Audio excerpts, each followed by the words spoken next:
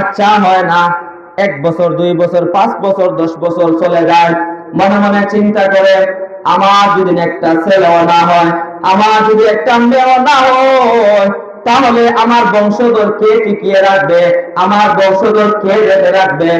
এই চিন্তা ফিকির করেন কোন কোন সময় কোন কোন ক্ষেত্রে দেখা যায় ওই ব্যক্তি আর একটা বিবাহ শাদী করে। কেন বিবাহ শাদী করে?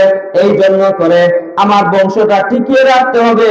আমার যদি কোনো আওলাদ না থাকে তাহলে আমার বংশটা কে টিকিয়ে রাখবে? এই জন্য বলেন যেভাবে ওই চিন্তাটা আপনি করেন, আপনার একটা সন্তান না হলে বংশধর কিভাবে টিকিয়ে রাখবেন, এই জন্য ওই চিন্তাটাও করেন। আপনার একটা ছেলে যদি মাদ্রাসা শিক্ষা শিক্ষিত না হয়, ইসলামিক শিক্ষা শিক্ষিত না হয়, তাহলে কবরের মধ্যে গিয়ে কে বলবে ইয়াসিন? কে বলবে?